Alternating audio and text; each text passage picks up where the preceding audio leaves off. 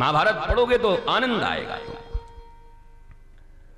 अर्जुन को जब कर्ण को मारना है तो कर्ण ने कहा कि एक ही जगह पे थोड़ा कमजोर पड़ रहा हूं। कहां? बोला बस उसका ड्राइवर बड़ा। बोला हमारा भी कम नहीं है। उन्होंने पांडवों के मामा को मिला लिया था, उन्हीं को अपना सारथी बना लिया था, शल्य को। शल्य उनके सारथी हैं, कृष्ण इनके सारथी हैं। अब संस्कृत में अगर तुम थोड़े से जानकार हो तो तुम्हें बड़ा आनंद आएगा इन पात्रों को समझते हुए। कृष्ण तो स्वयं ईश्वर हैं, विश्वास हैं, आनंद हैं, सच्चिदानंद हैं, परमानंद हैं। तो एक के ड्राइवर सारथी परमानंद हैं। बातचीत भी चलते रहती है बीच बीच में। और संस्कृत में शल्य का अर्थ होता है शंका। क्या होता है? और एक का सारथी कौन है? शंका। तो जिसके पाले में शंका वाले लोग मिल गए उसकी लंका लग ही जाती है। कहते ना कि लंका लग गए लेकर, उसकी लंका लग जाती है।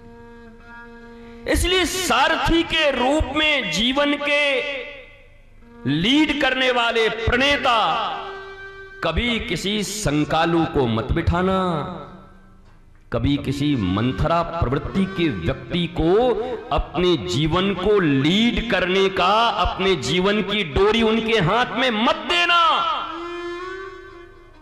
नहीं तो तुम कर्ण की तरह कितने भी बलवान हो, एकाग्नि वान रखे हुए हो कि खत्म कर दूंगा इसको, अर्जुन को, इसकी मृत्यु निश्चित है। और निश्चित थी भी। केवल कृष्ण होते थे अगर। पर दीन बंधु दीनानाथ मेरी डोरी तेरे हाथ। और वो क्या कह रहा है? शंका है। शंका के हाथों में उन्होंने अपनी डोरी दी है। मेरे प्रिय भाई बहन, जीवन में मित्र का चुनाव करते समय माता पिता का चुनाव तुम्हारे हाथ में अब नहीं है। जो हैं वही रहेंगे। अगर हिरण्यकश्यपु भगवान ने दे दिया है तो वही रखना पड़ेगा। बाप तो दूसरा बना नहीं सकते, क्या करोगे? कोई उपाय ही नहीं है। रावण के भी खेमे में एक प्रहस्त था और दुर्योधन के भी खेमे में विकर्ण था।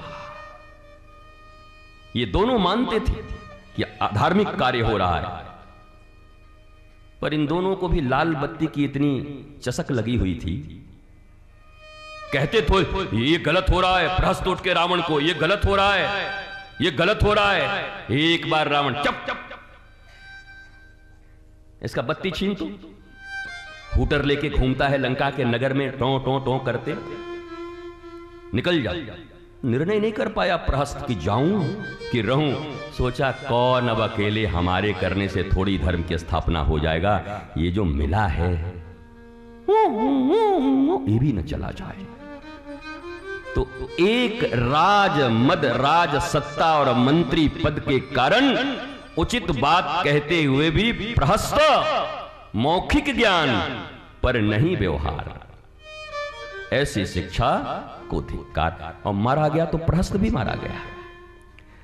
और दुर्योधन के 100 भाइयों में मारा गया तो वो भी मारा गया जो सदा कृष्ण के पक्ष में रहता था, धर्म के पक्ष में बोलता था, बिलख जाता था ये गलत हो रहा है, ये नहीं होना चाहिए। लेकिन मारा वो भी गया, क्यों? मौखिक ज्ञान नहीं, व्यवहार। पर विदुर ने ऐसा नहीं किया।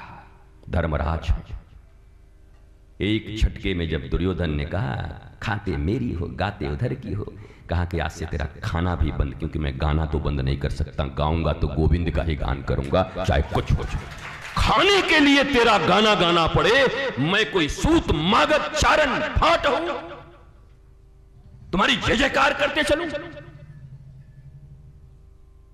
After all I am human being, दुर्लभो मानुषो देही, मैं दुर्लभ मनुष्य हूं। देवता भी बार बार जिस मनुष्य रूप में अवतार लेना चाहते, अरे भगवान खुद आना चाहता है। मत्स्य रूप में आ गए, कूर्म रूप में आ गए, बाराह रूप में आ गए। ठाकुर जी बोले यार माखन उखन कब खाएंगे? ठुमुक ठुमुक चली प्रभु पर आई, दशरथ जी की थाली में कब खाएंगे? यही सब बनते रहेंगे क्या हम? तो मानवीय अवतार लेकर, नरा अवतार लेकर पुरुषोत्तम धरा पर आते हैं पूर्ण लीला का विस्तार करने के। ये इतना दुर्लभ,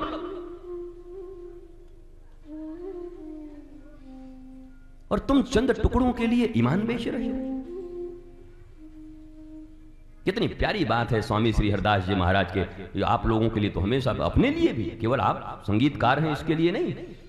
तानसेन को क्या कहा अकबर ने?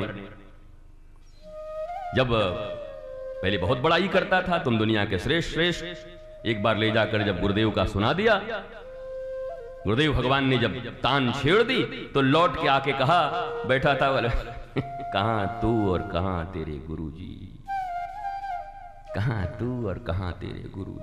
तानसेन भी 2-3 दिन सुना, सुनने के बाद कहा, ठीक कहा महाराज जी, बादशाह मैं गाता हूं भारत के ऊपर जबरदस्ती बैठे एक छोटे से बादशाह के लिए, और हमारे गुरुदेव गाते हैं उस पूरे कायनात के बादशाह के लिए। इसलिए कहां वो और कहां मैं, ये तो बात सत्य है। मैं तो तुम्हारे टुकड़ों पर पलता हूं, नवरत्न हूं। एक अच्छा गाना गाता हूं और तुम उठा करके बिजली रानी की तरफ फेंक देते हो, तो मैं आदाब आदाब करने लगता हूं, खुश हो जाता हूं।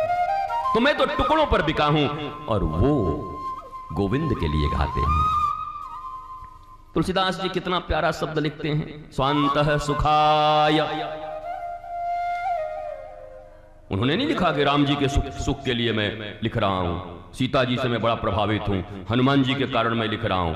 रामचरितमानस में गोस्वामी तुलसीदास ने स्पष्ट लिख दिया, स्वांतः सुखाय। रामचरितमानस मैं लिख रहा हूं इसलिए मेरे निज सुख के लिए, निज आनंद के लिए।